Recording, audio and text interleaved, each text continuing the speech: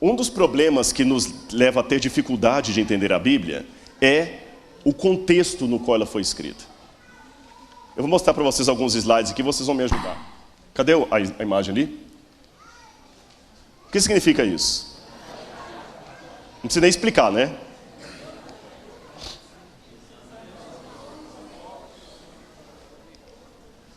Opa. E o que significa pendurar a chuteira? Parar de trabalhar. Parar, né? Pisou? O que é pisar na bola? Não está funcionando. Oi? Pronto, e esse aí? Andar na linha.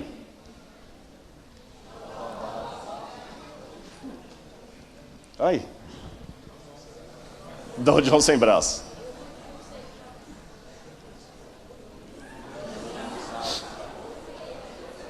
Por que essas imagens para vocês não precisam de explicação?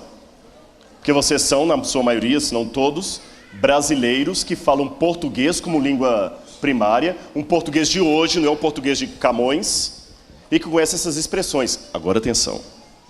Imagine que aqui há 2000 anos, essas expressões, e tudo que a gente falou aqui, vire Bíblia. Deixa eu tirar aquela imagem que está feia, né? Pronto. Oi? Essa é péssima também, né? Pronto. Politicamente correto ou não, todo mundo entendeu as expressões. Por quê? Porque você fala português.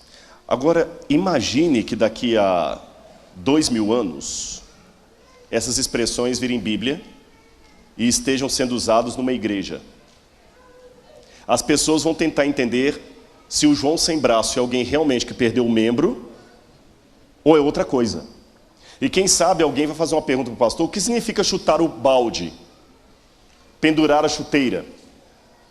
Olha, diz que o pregador chegou e falou: gente, hoje eu estou morto de cansado. Mas como que um morto se cansa? Aí surgiu um movimento dissidente, interpretando que os mortos se cansam, porque assim está na Bíblia que o morto cansou. Perceberam a questão? Mas são todas expressões. Vocês acham que a Bíblia também não tem costumes, expressões diferentes? Tem. E para entender a Bíblia, eu acho muito importante entender o contexto. E vou falar com vocês que essa palestra que eu desenvolvi aqui é um estudo que eu estou preparando, eu quero transformar isso em livro. E ele nasceu de um estudo bíblico que eu dei para o sujeito que iluminou isso aqui, ó. Sabe o nome de quem iluminou isso aqui? Peter Garsten. Falecido Peter Garsten. Quando eu conheci o Peter, ele era ateu. Completamente ateu. E o Dr. Milton pediu para eu estudar a Bíblia com o Peter. Eu vinha uma vez por mês, por isso que eu pregava mais no IPAI naquela época do que hoje. Eu vinha uma vez por mês aqui ao Rio, dar estudo para o Peter. Uma vez por mês. E com a graça de Deus, o Peter, antes de morrer, já tinha aceitado a Deus, aceitou a Jesus como salvador pessoal, e estava aos poucos se preparando para o batismo, ele e a Viviane. Só que o Peter acabou falecendo.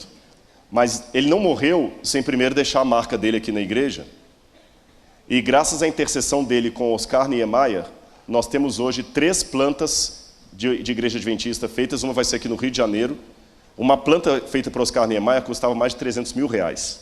Ele não cobrou nada da igreja. Um ateu que fez uma planta de igreja e escreveu ali. Olha como é que Deus é poderoso para transformar com a palavra. Mas quando eu fui estudar a Bíblia com o Peter, o primeiro pedido que ele me fez foi o seguinte: eu quero um atlas com mapa para eu ver aonde essas histórias aconteceram. Uma cronologia para eu entender quem veio primeiro, se é Davi ou se é Jesus. Senão não vou entender. Olha a cabeça de um alemão, que ele era alemão. Estão vendo como é que é organizada?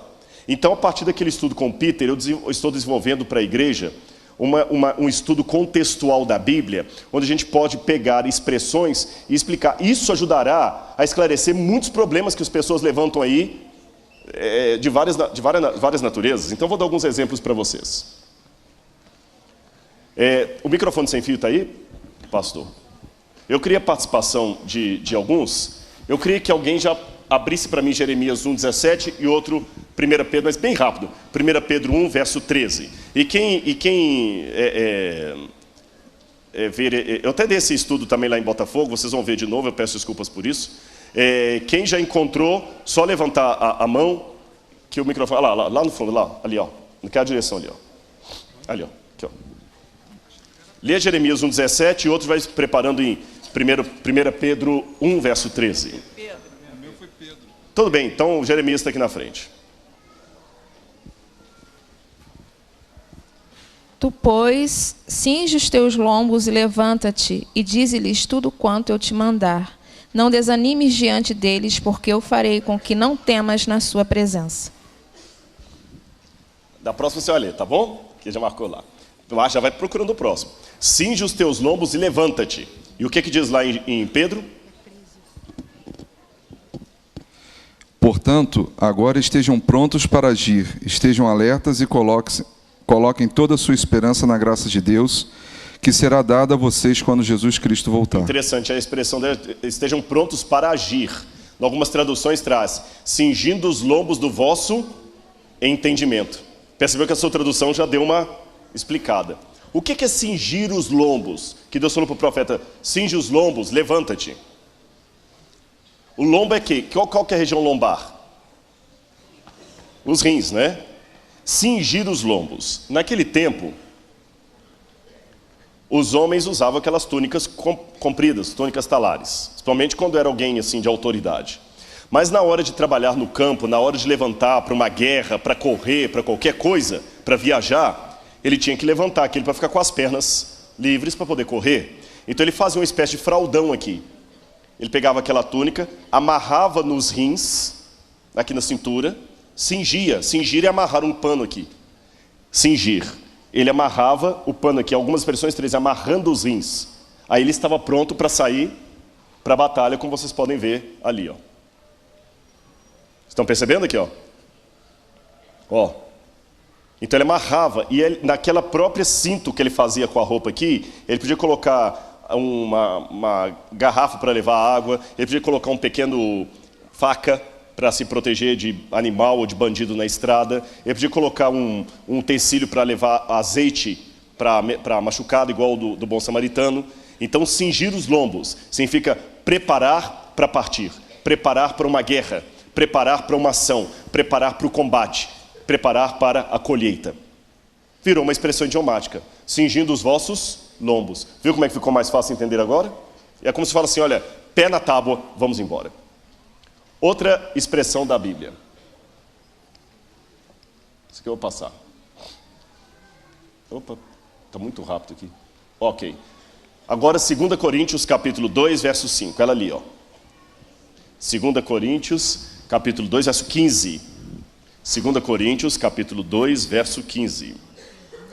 Porque para Deus somos um aroma de Cristo nos que se levantam e nos que salvam e nos que se perdem. Isso, porque para Deus nós somos, ela leu, o aroma de Cristo. Algumas Bíblias trazem assim, o bom perfume de Cristo. E no verso seguinte diz assim, cheiro de vida para a vida, cheiro de morte para a morte. O que Paulo quis dizer com isso, que nós somos o bom perfume de Cristo?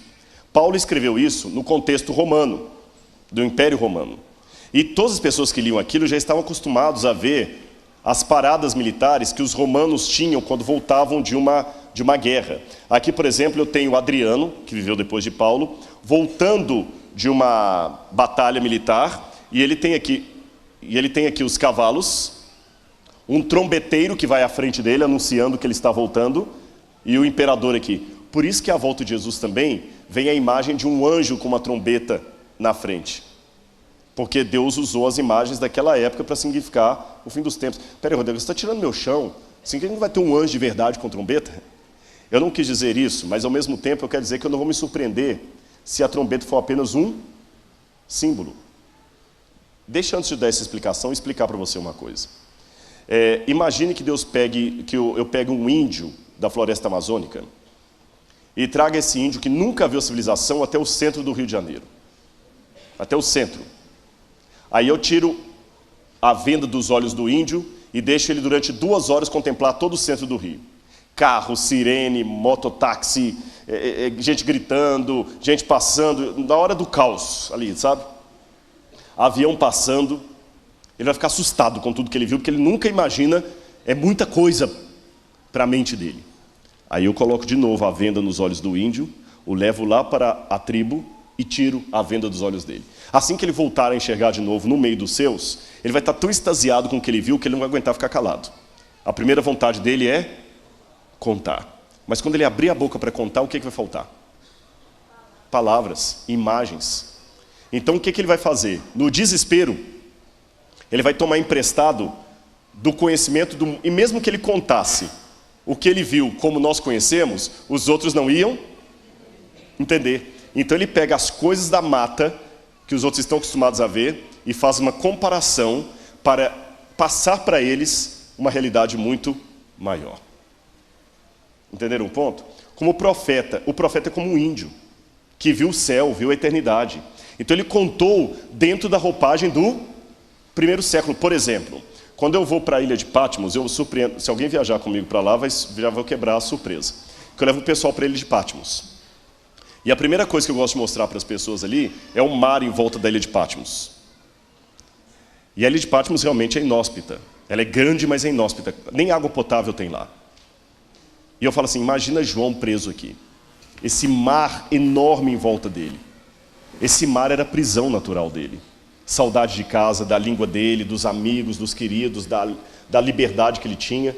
Tudo com o impedimento das águas que estão em redor.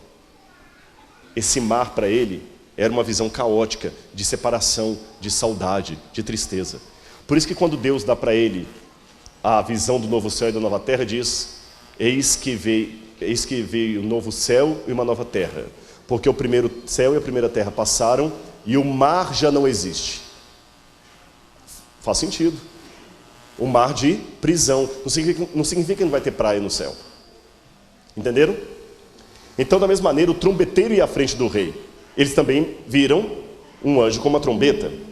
Mas quer tenha trombeta, quer não tenha trombeta, a coisa vai ser tão maravilhosa que isso é o que interessa. Concordam comigo?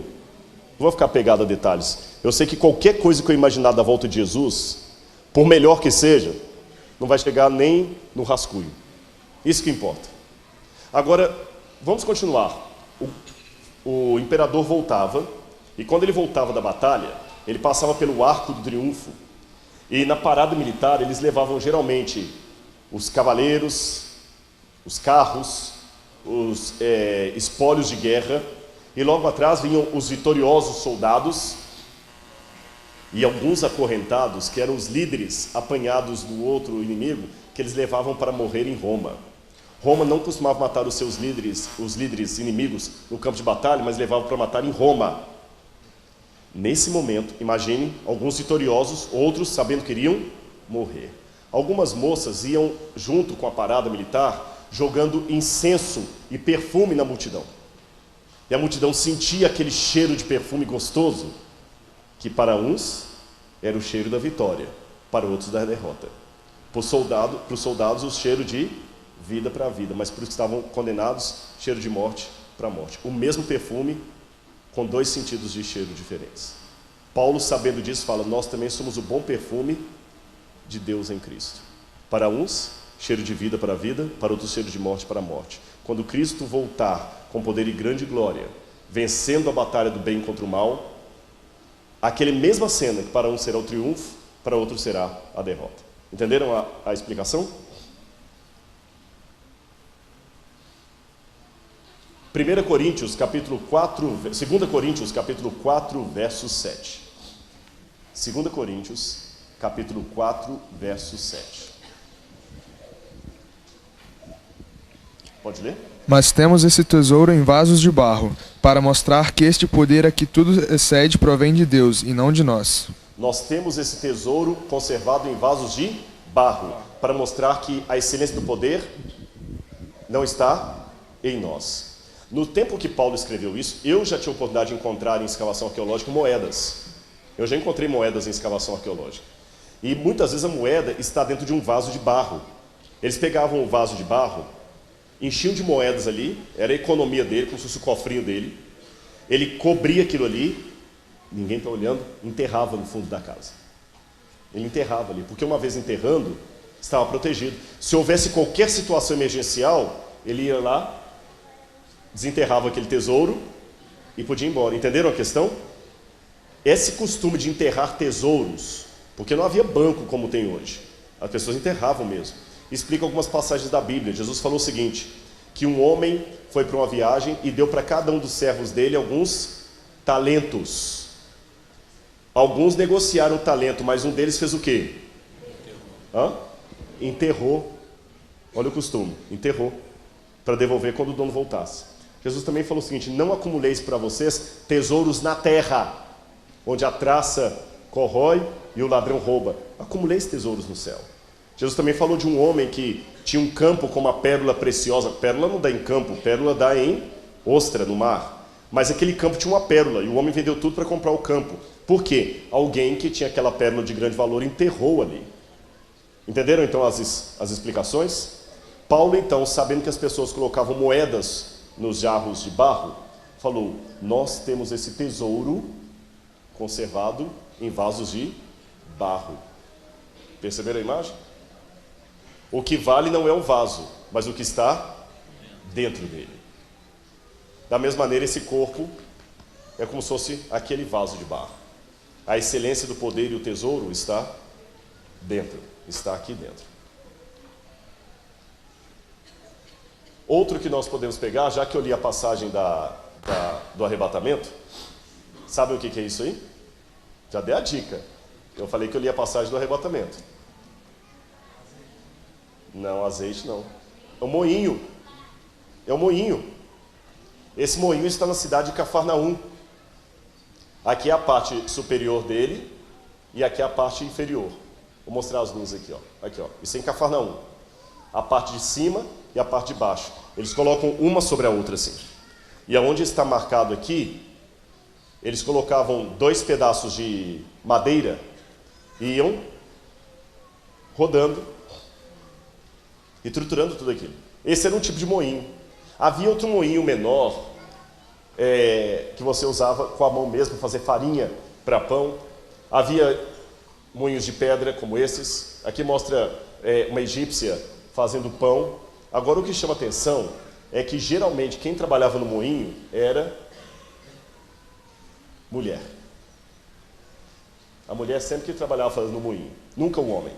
O homem trabalhava no plantio, na colheita a mulher podia participar também, mas era o homem, porém no moinho era a mulher. E nunca sozinha. As mulheres sempre ficavam em duplas, porque a mulher gosta de conversar. Não. Antes você pensa que é piada machista, não é não. Isso é uma coisa positiva da mulher, que a mulher abre mais os sentimentos dela, a mulher gosta de conversar, por isso que RH fica melhor na mão de mulher do que na mão de homem.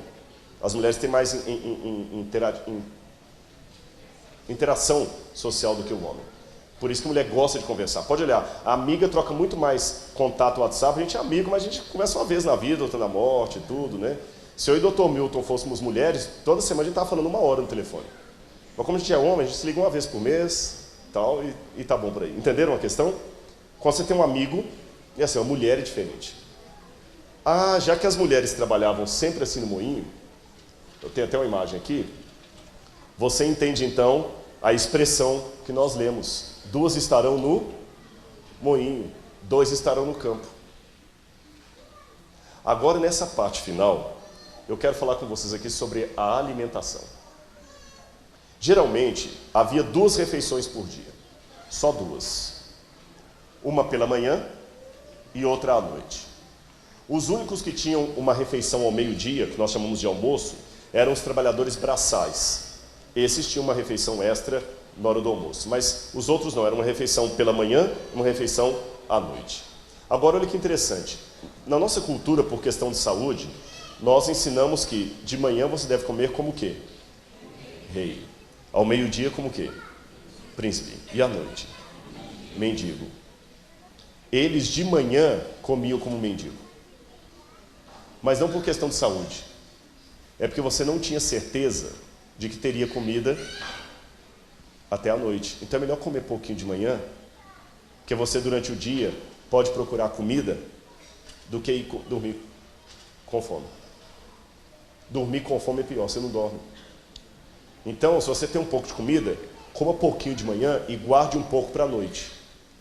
Era um costume que vinha desde a época do deserto. Por isso que a Bíblia fala, Eclesiastes, deixa eu ver aqui qual é o texto aqui.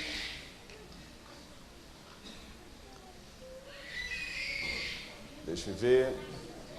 Leia para mim Eclesiastes 10, verso 16. Deixa eu ver se é esse texto que eu tenho. Eclesiastes 10, verso 16. Ai da cidade cujo rei é uma criança. Deixa eu ver se é esse. É esse? Então pode ler.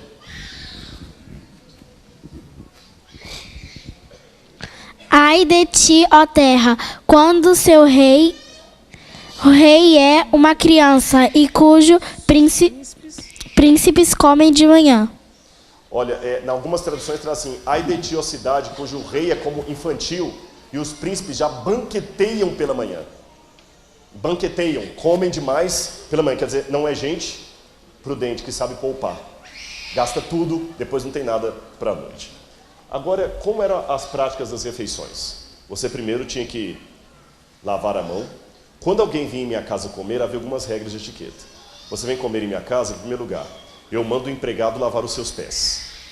Depois eu trago um perfume e unjo sua cabeça. Tinha que te perfumar. Porque comer é um ato tão solene que as pessoas tinham que se perfumar para comer. E não podia comer em pé. Lembra que eu falei no sermão de manhã que em pé as coisas importantes não podem ser ditas em pé? Se você come em pé, você está desrespeitando a comida e o Deus que deu a comida. Está comendo depressa. Você tem que comer sentado. Ou melhor, deitado, reclinado. Aliás, nesse esquema que eu falei de lavar o pé e ungir a cabeça do convidado antes de comer, você tem que lavar o pé dele, ungir a cabeça e dar um beijo nele e convidá-lo para comer. Lembra que Jesus foi à casa de Simão? E Simão falou o seguinte: vem comer. E entrou Maria Madalena e começou a ungir os pés de Jesus. E Jesus falou assim: Simão, eu entrei aqui, você não me lavou os pés e não me beijou. Mas ela, desde que eu cheguei, não para de lavar os meus pés. Outra explicação, outra ilustração. O Salmo 23, que diz lá: unges-me a cabeça com óleo, o meu cálice transborda. Quer dizer, o Senhor me convida para uma celebração, para uma ceia. E a postura na hora de comer? Era assim. Bem diferente. Está dando para vocês verem bem o pessoal do fundo lá ou quer que apague a luz aqui? Está dando para ver bem? Não? Será que está para apagar um pouquinho a luz aqui da frente? Atrapalha, pastor Elias? Apagou já. Não? Apagou já. Está. Melhorou agora? Assim que as pessoas ficavam reclinadas, a gente pensa geralmente as pessoas sentadas naquela posição assim, né? Elas reclinavam para comer. Assim que elas comiam, era mais confortável. E enquanto elas estavam comendo, aqui só tem um erro nessa foto, nessa imagem. É que eles pintaram as pessoas com sandálias. E na cultura, pelo menos judaica, as pessoas não usavam sapatos ali no triclínio, que era o nome daquela mesa. Chama triclínio porque ela é em forma de 3 partes. Por isso chama triclínio. Agora, um detalhe curioso. Quem ficava nessa posição aqui? Nessa posição aqui ficava o que convocou o anfitrião, que convidou todo mundo para a refeição. Aqui ficavam os principais convidados e aqui os mais simples. Criança, alguns empregados que tinham o privilégio de comer com o seu senhor, ficavam do outro lado ali. Jesus uma vez contou uma parábola sobre os primeiros lugares. Quando você for chamado para comer num lugar, não procura os primeiros lugares não, que você vai passar vergonha. Esses eram os primeiros lugares. Senta aqui, ó. Outro detalhe mais. Enquanto as pessoas estavam comendo, se fosse uma celebração muito importante, eles podiam colocar alguns dançarinos e músicos para poder tocar e dançar aqui para as pessoas. Lembra da parábola do filho pródigo? O filho pródigo voltou para casa, o pai deu uma festa e o mais velho chegou à porta e ouviu o quê? A música e as danças. Essa é a cena da parábola do filho pródigo. Já que eu falei de Maria Madalena ungindo os pés de Jesus, é possível que Jesus estivesse sentado mais ou menos nessa posição aqui, com os pés para fora, e ela chegou e ungiu os pés de Jesus. Bem diferente do que a gente imagina as pessoas comendo, né? Um detalhe a mais: não se usava talher, era mão direita, como os árabes fazem até hoje. Agora, aqui eu tenho uma cena de um triclínio, e já que eu falei disso aqui, como seria a Santa Ceia? A gente imagina a Santa Ceia assim, né? Jesus sentado à mesa, 6 de um lado, 6 do outro, e Jesus ao meio. Não. Se a Santa Ceia tinha o formato de um triclínio, a Santa Ceia de Cristo foi algo mais ou menos assim, ou assim. Só que vamos voltar um pouquinho aqui. Não, eles estão ali. Aqui alguns reclináveis colocaram as pessoas normalmente sentadas assim, mas a ideia era mais sentar como índio ou se reclinar mesmo. Você entendeu? Se fosse no triclínio, você reclinava. Se fosse num colchonete assim, você podia sentar como índio. Era uma posição que para nós é incômoda, mas para eles era mais confortável. Eu já comia assim com beduíno. Não é nada agradável. E tinha que comer com ele no mesmo prato, lá no Sudão. Exatamente, isso mesmo que vocês estão pensando. Com baba e tudo. Agora eu quero voltar nessa imagem aqui para ver uma coisa com vocês que eu já ensinei em outros lugares. Onde estaria a posição de Jesus e dos discípulos ali? Bom, Jesus era o anfitrião. Se ele era o anfitrião, ele não podia estar no meio. Onde é que eu falei que o anfitrião ficava? Aqui, ó. Quer dizer, minto, ele teria que estar no meio aqui, não no meio, na mesa do meio. Jesus então estaria mais ou menos onde está essa moça aqui. Aqui ficaria Jesus. Ele era o anfitrião. E onde estariam os discípulos? Vamos ler João, Evangelho de João,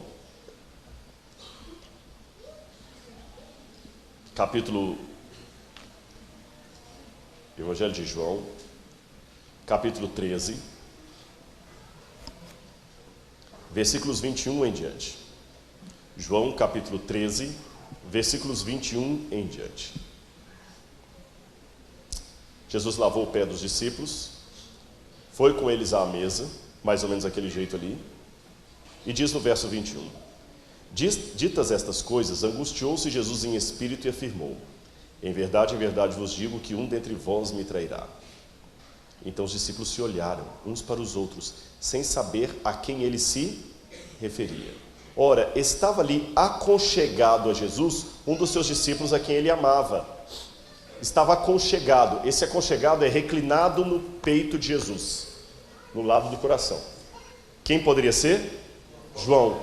Se ele estava aconchegado a Jesus, João deveria estar aqui. Porque Jesus tinha que estar com a mão livre para poder tocar na comida. Então João não podia estar encostado lá de cá. Para estar aconchegado, João tinha que estar do lado esquerdo. Então já matei a charada. Jesus estaria aqui, João estaria aqui. Oi? Não, pressupondo que mesmo o canhoto não podia tocar na comida com a mão esquerda. Tanto é que até hoje, se você esticar a mão esquerda para um muçulmano, chamou para briga. A mão esquerda é para limpeza pessoal. A direita que é para tocar na comida.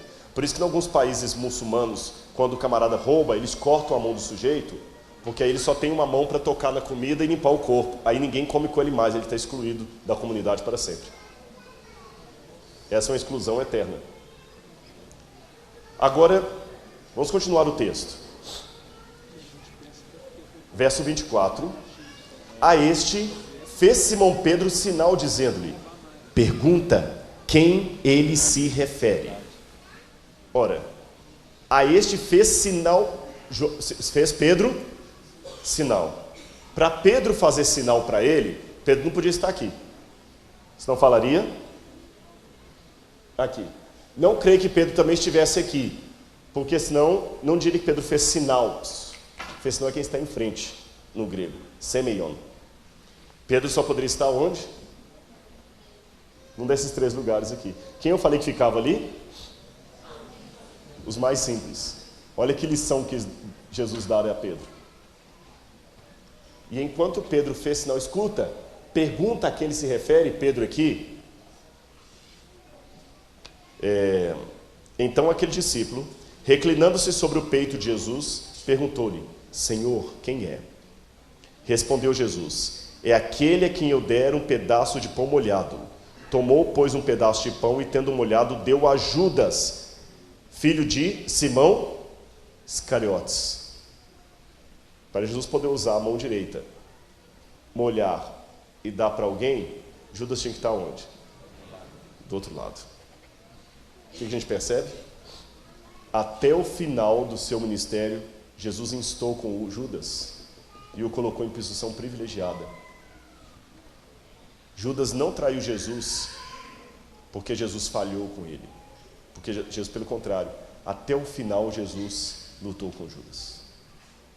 Esses são alguns exemplos que eu poderia dar muitos outros para vocês, de como a arqueologia, um estudo do contexto, nos ajuda a compreender a palavra de Deus. Mas eu não posso terminar isso aqui de uma maneira senão espiritual. O que essa verdade de Jesus colocando Judas do seu lado ali, do lado dos mais íntimos, me ensina? Ela me ensina que é mais difícil se perder do que se salvar. Porque para me perder, eu tenho que rejeitar um Deus todo-poderoso. Para me salvar, meu único papel é não atrapalhar o que Ele está fazendo. E já é um grande papel. Não atrapalhe a obra de Deus. E aprenda uma coisa que eu vou dizer, não esqueça disso nunca mais na sua vida. Assim como Ele fez com Judas, Ele vai tentar com cada um de nós até o final. Ninguém vai para o céu porque Deus não quis. Deus está mais interessado em salvar você do que uma mãe de tirar um filho de uma casa pegando fogo. Não se esqueça disso. Deixe o Salvador te encontrar. Deixe Ele salvar você, para que possamos um dia todos irmos com Ele para o reino celestial e ouvirmos dos lábios do Senhor histórias e verdades que hoje nós ainda nem imaginamos que existem. Que Deus abençoe cada um de vocês. Muito obrigado.